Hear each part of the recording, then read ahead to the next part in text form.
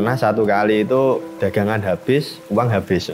Jadi diambil semua. Makanya yus berat lah kalau udah nanggung kebutuhan sehari-hari, terus nambah lagi biaya kuliah. Jadi yus harus pilih salah satu antara kuliah atau makan.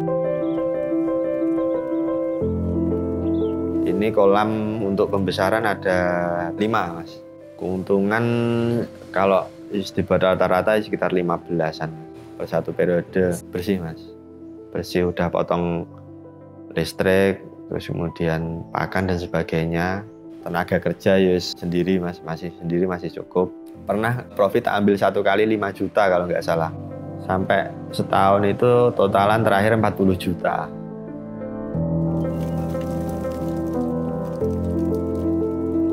Semoga bisa segera lepas lah, Mas. Punya utang ternyata beban. Pertama nggak tenang, terus kemudian untuk bertumbuh itu kayak kejirut, Mas. Jadi wayahe keuntungan bisa ditambahkan untuk ekspansi usaha, dibuat bayar angsuran, dibuat bayar bunga kayak gitu.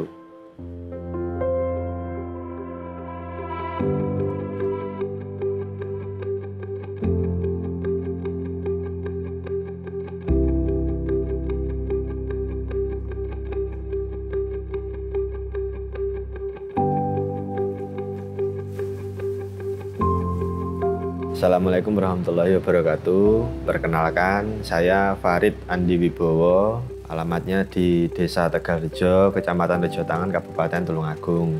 Untuk usaha saya di bidang pembesaran ikan lele. Untuk usaha ini saya mulai sejak tahun 2021. Insya Allah feelingnya udah klek, Mas, di peternakan lele ini. Dan insya Allah kalau di budidaya atau produksi pangan kan ini kan selamanya orang butuh makan kan, Mas. Jadi insya Allah kalau selama orang masih butuh makan, usaha ini insya Allah masih bisa berjalan. Pengalaman di COVID kemarin kan itu, jadi usaha-usaha yang masih bisa bertahan itu kan mayoritas di pertanian, peternakan, pokoknya di bidang pangan kan, Mas. Jadi insya Allah dari sisi ketahanan usaha insya Allah masih selama dikelola dengan baik, terus kemudian masih menguntungkan, insya Allah masih bisa bertahan, bahkan berkembang usaha ini. Full pellet. Nggak berani, Mas, soalnya kalau pernah sharing itu sama petani yang udah senior-senior, yang pernah pakai alternatif, itu airnya harus benar-benar bagus. Jadi kalau saya kan 5 jam gerojok cukup, Mas, ya. Kalau pakai alternatif mungkin bisa 12 jam atau lebih, bahkan 24 jam non-stop kocor terus. Kalau nggak gitu rawan penyakit, terus kemudian kualitas airnya buruk. Kan kita juga nggak tahu kan ini bahan alternatif ini kandungannya apa, terus kemudian ketika dikasih makan ke ikan bisa kecerna dengan baik atau enggak kan nggak tahu. Tapi kalau pellet kan memang dia sama pabrik udah diproduksi dengan campuran khusus yang memang khusus untuk pakan ikan dan udah di lab dan sebagainya yang bisa dicerna maksimal oleh ikan dan hasilnya pun bisa maksimal, pertumbuhan cepat dan sebagainya, lebih aman. Okay. Pemula itu apa sih dibutuh nih sebagai peternak lele? Untuk awal, yang pertama ilmu kan jelas, ilmu budidaya, terus kemudian modal yang jelas. Karena di lele itu profitnya cenderung tipis, Mas. Satu periode kan sekitar kalau yang umum itu 3 bulan sampai 4 bulan sampai habis. Itu keuntungan dari modal itu sekitar 15-20% per periode. Jadi misal modal 10 juta, satu periode ya keuntungan sekitar 2 jutaan lah. Jadi ya semakin banyak modal ya keuntungannya semakin banyak. Cuma secara persentase segitu. Jadi ya sebenarnya kalau modalnya misal 100 ya keuntungannya 20 sih sebenarnya. Tapi kan butuh modal sekian dulu. Tapi untuk pemula ya mulai dari sedikit dulu sih. Karena high risk high return lah, Mas. Low risk low return. Jadi karena masih belajar kan masih resiko-resiko kan masih belum tahu cara pencegahan. Terus kemudian kalau ada penyakit pengobatannya gimana, itu kan masih buta kan. Jadi sambil mulai aja dulu, terus pelan-pelan belajar, kemudian sharing sama petani lain, lihat YouTube kalau perlu. Nah lagi, Mas, banyak orang yang mungkin otodidak belajarnya cuma dari YouTube atau TikTok atau konten-konten, Mas, ya. Itu kadang pas, kadang enggak. Karena kondisi di tiap wilayah itu beda. kondisi air, kemudian kondisi tanahnya, kondisi pasarnya, kemudian pakan yang tersedia di situ, jenisnya apa kan beda-beda. Jadi lebih efektif itu belajar ke petani yang sudah lebih dulu terjun di wilayah sekitar.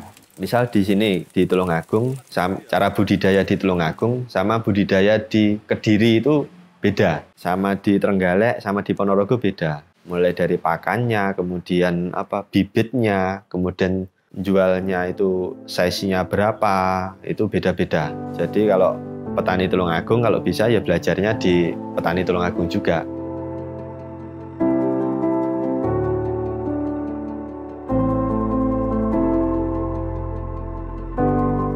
Direnov, dikasih terpal gitu jadi biar nggak bocor. Yang pertama kali di situ. Alhamdulillah periode pertama itu hasilnya lumayan langsungan. Jadi semangat langsungan. Sempat kendala pada saat itu hasil bersih belum bagi hasil itu sekitar 3 atau 4 juta per periode per panen. 1 kolam. Bagi hasilnya ke BUMDes 1.500.000 atau 1.800.000. Karena periode pertama langsung berhasil, percaya diri ya. Alhamdulillah. Akhirnya pengajuan ke bank, ambil kur, langsung bangun kolam banyak. 5 pada saat itu, kolam tanah sing 5 itu. Dan ya entah kenapa, atau mungkin jam terbangnya masih pendek ya Mas ya, masih pemula, terus langsung ekspansi, kesiapannya belum benar-benar mateng. Akhirnya di tahun 2022 setahun itu balik modal untung tipis, balik modal untung tipis. Di tahun 2023 itu bahkan malah setahun itu nggak untung sama sekali. Modalnya keambil untuk kebutuhan sehari-hari. Kuliahnya masih dalam angsuran, tapi udah membaik Mas. Udah membaik dalam arti dulu itu tak buat 1 tahun lunas. Nah ini tuh cuman kuat bayar bunganya aja. Kan ngambil 50 bunganya setahun lunas itu 3 juta. Jadi selama 2 atau 3 tahun ini cuman perbarui bayar bunganya aja. Pokoknya masih utuh. Nah ini alhamdulillah tak ambil angsuran 6 bulan sekali, ini udah dapat 2 kali angsuran. Pokok plus bunganya udah berkurang.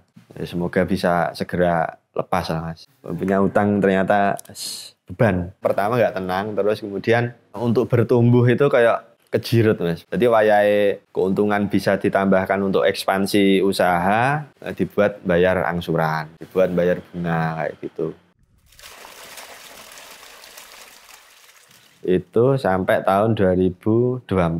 Saya gabung di grup petani lele lah Mas. Di situ ada bakul, terus kemudian dia menyediakan pakan juga. Jadi pakannya ngambil di situ, terus nanti ikannya yang ngambil di situ. Jadi dipotong, sistem potong nota. Pakan habis berapa, terus yang panennya nanti berapa dipotong, sisa berapa kan gitu. Itu berjalan setahun. Alhamdulillah dari situ malah aman. Dalam arti ada pertumbuhan lagi, ada keuntungan. Tapi di situ yang pertama saya jadi belajar sabar. Karena kadang pakannya itu kan biasanya kita calling ke toko, terus toko yang nganter. Pada saat itu saya ngambil, jadi bawa sepeda motor geledekan Mas, bawa geledekan, saya ngambil pakan 10-10 gitu, balik 2 kali, 10-10 gitu. Itu seminggu sekali pada saat itu, ditelateni. Alhamdulillah setahun, pada saat itu dengan kebutuhan sekian, modal tersisa tinggal 17 juta. All in, modal tak masuk di situ, sementing butuhku, iwakku, mangan kabeh, aku cukup, gitu tok. Akhirnya modal tak masukkan situ, aku ngambil pakan. Alhamdulillah selama setahun ada perkembangan. Yang awalnya modal 17 selama setahun terkumpul, pernah profit ambil 1 kali 5 juta kalau nggak salah. Sampai setahun itu totalan terakhir 40 juta. Alhamdulillah terkumpul. Akhirnya, nah setelah itu ini nggak ngerti jalannya Allah atau gimana, nggak paham. Ada temen lama, temen MTS dulu. Dia buat story. Dia intinya cari orang yang butuh investor. Jadi dia punya uang dingin. Daripada mengendap di bank atau di rekening, dia cari investor. Wah iki. Akhirnya tak calling, tak hubungi, alhamdulillah dia tertarik. Karena aku tak nego, ini misal kamu invest di usaha lele ini gimana? Presentasi, prospeknya gimana, terus track recordku sekian tahun ini pernah rugi dan sebagainya, terus tahun terakhir ini mulai profit ini gimana. Alhamdulillah dia tertarik. Karena dia tertarik, otomatis kan ini berarti modalnya kan ada sumber modal. Akhirnya yang di kelompok ini tadi modalku tak tarik semua, terus kemudian mandiri. Nah ini sekarang jalan mandiri disupport sama temanku tadi yang jadi investor ini tadi.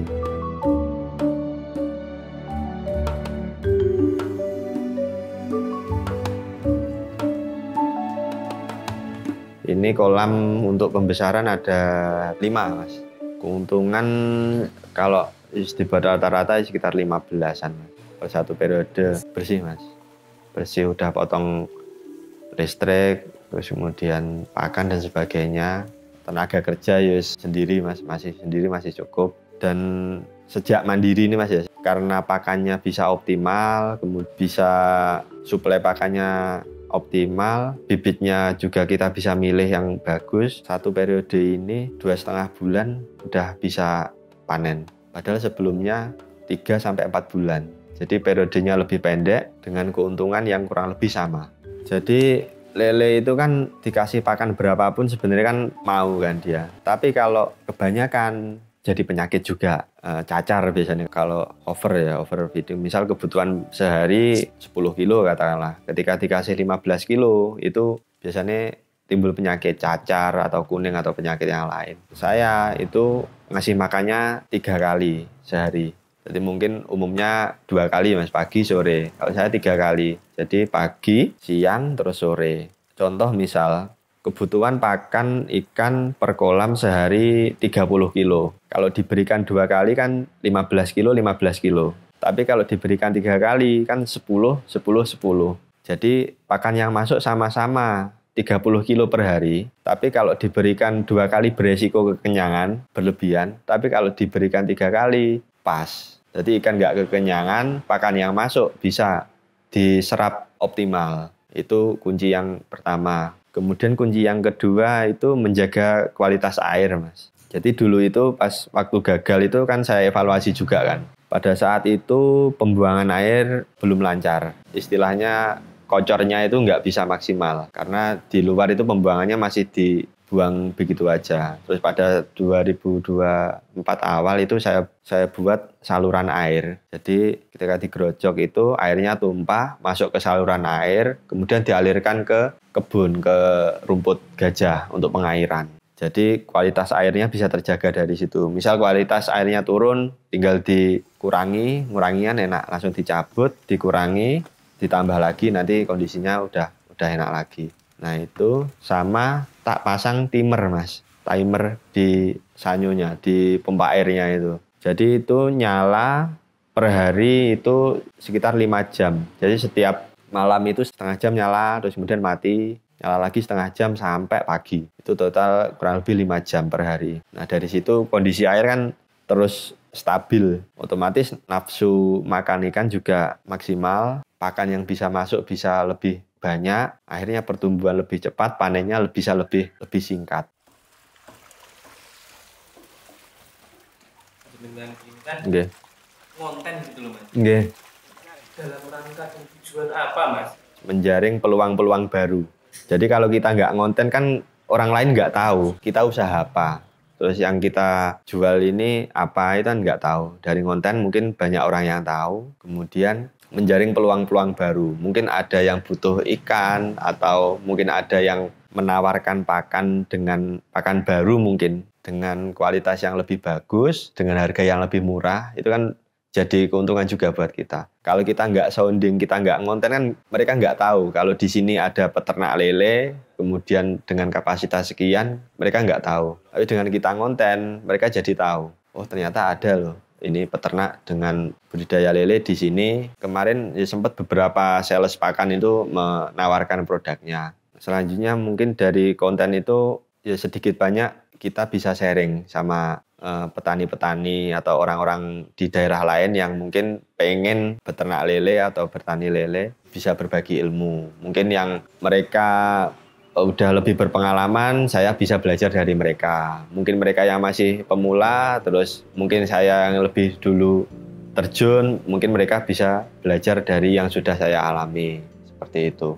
Kemudian yang selanjutnya kemarin mulai ada produk vitamin atau obat ikan itu menghubungi untuk istilahnya apa ya, ngendorse atau apa ya, fitur affiliate saya kan udah aktif. Nah, mereka menghubungi minta dibuatkan konten untuk affiliate produknya mereka. Jadi kita dapat sampel gratis, kemudian kita buat konten.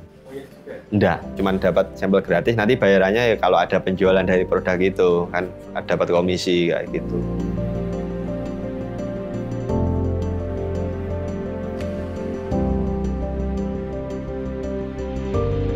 Pendidikan awal MI, MTS, kemudian lompat ke SMK. Nah, jadi agama-agama terus umum SMK di Teknik Elektroindustri di SMKN 1 Kota Blitar. Dari kelas 2, kelas 3 itu TKT semakin bulat untuk kuliah. Terus akhirnya di SNMPTN itu nggak lolos, kemudian waktu bimbingan SBM untuk tes yang seleksi bersama itu, di tengah-tengah perjalanan ada pengumuman lolos di IAIN Tulungagung pada saat itu, yang sekarang Win 1, masuk di jurusan perbankan syariah. Dengan pertimbangan pada saat itu, pertimbangannya ibu. Pada saat itu kebetulan ibu di rumah sendiri, terus kemudian belum sampai SBM itu udah ada rumah itu yus jupon kuwi ae lah sing cedek dan namung tiap hari biar bisa pulang. Pada saat itu soalnya bapak kesah teng Papua pada saat itu. Kesah teng Papua, ibu sendiri sama adik masih kecil. Dari teknik elektroindustri terus ke perbankan syariah ekonomi. Jadi ya nggak linear sama sekali. Tapi sambil berjalan ya alhamdulillah menikmati. Terus karena memang sejak kecil basicnya suka dagang, suka bisnis ya. Jadi ya ada ketertarikan sedikit lah. Pada saat kuliah dulu sempat mengawali membuka kantin kejujuran di kampus. Jadi di lobi kelas itu kan ada, pada saat itu kan kampus masih baru, gedungnya masih baru, kantinnya masih jauh. Akhirnya inisiatif bawa meja belajar itu, terus beli kulaan teh pucuk sama le mineral, itu ditaruh di meja, terus dikasih toples, dikasih harga 3.000 gitu. Jadi orang, teman-teman mahasiswa itu yus beli, uangnya ditaruh situ, ngambil kembalian kalau ada kembalian situ. Pernah satu kali itu dagangan habis, uang habis. Jadi diambil semua. Dan itu alhamdulillah dari situ ya bisa buat beli bensin, terus cetak makalah, fotokopi dan sebagainya, dari situ alhamdulillah cukup. Terus di semester akhir alhamdulillah dapat beasiswa. Jadi sebenarnya semester 4 udah daftar, semester 4 gagal, kemudian semester 6 ada lagi, daftar lagi, alhamdulillah masuk. Itu di titik di mana ekonomi keluarga lagi jatuh banget, turun banget, dan sebelum dapat beasiswa itu udah pamitan sama ibu. Bu, ini seandainya nggak bisa lanjut gimana? Karena yus biayanya berat. Sebenarnya tinggal dikit lah, tinggal 3 semester atau 4 semester kan. Yus dijalani aja dulu. Seandainya pada saat itu nggak dapat beasiswa, ya ada kemungkinan putus kuliah. Jatuhnya kan dulu bapak itu ternak sapi perah. Mulai 2008 itu kan mulai susu murah, terus pakan mahal dan sebagainya. Terus turun. Akhirnya pada saat itu sapinya habis dan nggak tahu mau usaha apa lagi yang lain karena kan udah terlalu fokus di situ. Jadi ketika yang itu tumbang, alternatif lainnya nggak tahu. Hanya sampai habis total, terus ya itu jalan pintas, akhirnya kesah teng Papua. Pada saat itu daerah ya agak panas lah, konflik antar suku. Bapak pernah cerita itu di Banmes itu ada orang yang kena panah, kena tombak, itu udah biasa di Papua itu. Hanya dengan pertimbangan hasil yang sekian, terus resiko kerja lingkungannya kayak gitu, akhirnya ya pulang. Terus pada saat itu akhirnya ya penghasilan rumah pada saat itu kalau nggak salah, lahan di belakang ini belum ada kolam pada saat itu. Ditanami kangkung. Di kangkung kan seikat cuma Rp1.800, yus itu buat makan sehari-hari itu. Makanya yus berat lah kalau udah nanggung kebutuhan sehari-hari, terus nambah lagi biaya kuliah. Jadi yus harus pilih salah satu antara kuliah atau makan. 18 lulus, nganggur ya 1 bulan atau 2 bulan, alhamdulillah. Setelah itu langsung ada tawaran kerja magang di BNI 46. Nah masih linear ya. Magang di sana berapa bulan gitu, ada lowongan kerja sebagai promotor HP Oppo pada saat itu di Blitar. Ada gaji pokok, ada bonus, kan menarik ya mas. Daftar masuk ke Blitar itu 3 bulan. persaingan kan keras. Kita ditempatkan di satu toko, di situ banyak brand, ada Samsung, Oppo, Vivo. Nah, itu kan saling rebutan customer kan, Mas. Akhirnya cuman bertahan 3 bulan, akhirnya resign. Resign kembali lagi, magang lagi, ternyata di sana masih butuh. Dibayar tapi harian, Mas. Harian, jadi nggak kayak yang pegawai yang udah kontrak, enggak. Jadi per hari 75, Mas. Kerja kita dari jam 7:30 sampai selesai. Terus setelah itu diajak temen untuk terjun ke dunia fotografer. Akhirnya punya motor satu, terus sama sisa tabungan. Motor tak jual, sisa tabungan tak hitung berapa, tak belikan kamera sama beberapa lighting. Itu tahun 2019. 2019 terjun foto, mulai menata pondasi lah, Mas. Ngajak temen, terus kemudian nyari job dan sebagainya. Alhamdulillah 2020 awal COVID. Tumbang, kamera nganggur dan sebagainya, bingung kan. Terus hampir 1 tahun itu yus cuman job-job kecil, Mas, kayak foto produk atau yus job-job yang nggak ngumpul orang banyak lah, Mas, pada saat itu.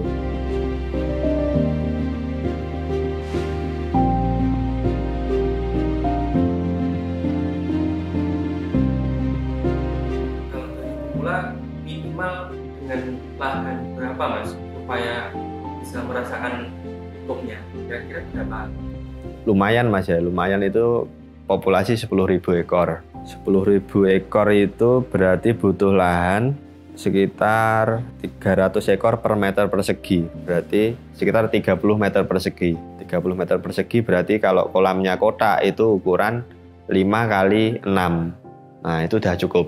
5 kali 6 untuk menampung 10.000 ekor. Itu kalau kolam kotak. Terus kalau kolam bulat ya tinggal ngitung luasan bulatnya berapa. Itu untuk keperluan modal, Mas, ya.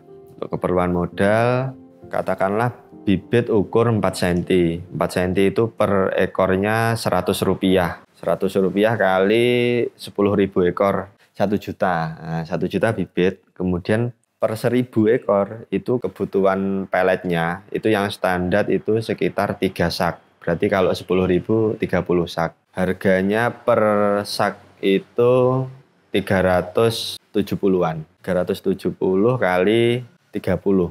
Ya, anggap aja sekitar 10 juta, Mas, ya. Sak bibitnya 11 juta. Tambah mungkin biaya untuk listrik dan sebagainya, itu ya 11,5 lah. Dari situ, kalau kondisi ikan oke, kemudian airnya oke, terus istilahnya ukuran ikannya kalau di sini racak, Mas, ya. Racak, jadi nggak ada yang besar, ada yang kecil. Itu total nanti bisa naik 9 kuintal. 9 kuintal kali harga sekarang 17.200 kalau sekarang di Tulungagung. Nah, 2 digit belasan lah, belasan juta, ya kurang lebih profit bersih. Nanti ada pas panen itu kan disortir, Mas, ya. Disortir, yang masuk besar konsumsi sama kecil. Yang konsumsi harga 17.200, yang besar sama kecil ini harganya per kilo cuma 13.000. Jadi kita buat standar aja, nanti per 10.000 ekor. Estimasi profit antara 2,5 sampai 3 juta per satu periode. Jadi grafik kebutuhan pakannya itu di 1 bulan pertama itu cuma sedikit, mungkin cuma 1 atau 2 sak lah. Bulan pertama, bibit masuk, bulan pertama itu dikit banget makannya. Kemudian bulan kedua itu agak banyak. Jadi misal 10.000 ekor tadi, Mas, ya, kan 30 sak kebutuhan pakan. Mungkin 20 saknya itu cuma 1 bulan di bulan terakhir. Bulan pertama sama bulan kedua itu cuma menghabiskan 10 sak aja. Perputarannya itu cepet di bulan terakhir ini pas waktu makannya banyak. Misal pengen punya penghasilan bulanan dari ternak lele, ya tinggal buat 3 kolam dengan kapasitas masing-masing 10.000, 10.000, 10.000. Nanti ngisinya selang-seling. Katakanlah bulan Januari ngisi kolam A, bulan Februari ngisi kolam B, bulan Maret ngisi kolam C. Ini nanti kan secara berurutan panennya. Jadi nanti bisa dapat penghasilan kurang lebih per bulan ya 2,5 sampai 3 juta per bulan. Dengan modal kurang lebih kalau di total berarti sekitar 30-an juta. Nah, itu modal yang Mas, modal yang pakan dan bibit. Itu belum tadi yang bangun buat kolamnya. Kalau buat kolam kan sekali buat bisa dipakai mungkin 5 sampai 10 tahun kan. Ya nanti dihitung biaya penyusutan masih menguntungkan lah. Kolam bulat itu kan baru kan, Mas. Terus Itu tujuannya untuk nampung bibit. Jadi mungkin ke depan yang kalau saat ini 2,5 bulan panen, mungkin ke depan bisa 1,5 sampai 2 bulan panen bisa, insya Allah. Karena bibitnya kan kita datangkan kecil, kita tampung dulu di situ, dibesarkan. Terus kemudian ketika yang kolam kotak ini nanti udah panen kosong, nah bibitnya ini udah ukurannya udah agak besar. Jadi singgah di kolam kotak ini cuman mungkin 1,5 sampai 2 bulan udah panen. Jadi memperpendek lagi periodenya. Yes, ini kan proyeksinya kan positif perkembangannya. Nanti yes 1,5 tahun lagi kan insya Allah hutang lunas. Setelah itu nanti mungkin perkembangannya bisa lebih pesat lagi. Kalau kondisinya stabil. Terus kemudian kalau bisa ya bangun rumah sendiri nanti kayak gitu. Terus kalau kolamnya nambah nanti kan bisa membuka lapangan pekerjaan. Dan kebetulan juga sandwich generation mas termasuk ya. Jadi saya mensupport orang tua karena yes kemampuan bekerjanya udah nggak kayak dulu, terus sekarang udah punya anak juga, jadi ini di tengah-tengah bisa bertahan aja alhamdulillah mas. Jadi ini diusahakan untuk berkembang. Nama saya Farid Andi Wibowo, alamat saya di Desa Tegalrejo, Kecamatan Rejotangan, Tulungagung. Kalau mau lihat atau mau tahu usaha ternak lele saya bisa kunjungi di TikTok Farid_Andi. Mungkin kalau mau cari ikan atau menawarkan kerjasama apapun itu bisa langsung kontak saya di TikTok aja ya. Mungkin itu dari saya. Atas segala kekurangan, mungkin salah-salah kata, mohon maaf yang sebesar-besarnya. Wassalamualaikum warahmatullahi wabarakatuh. Alhamdulillah. Ya, rada tegang mas.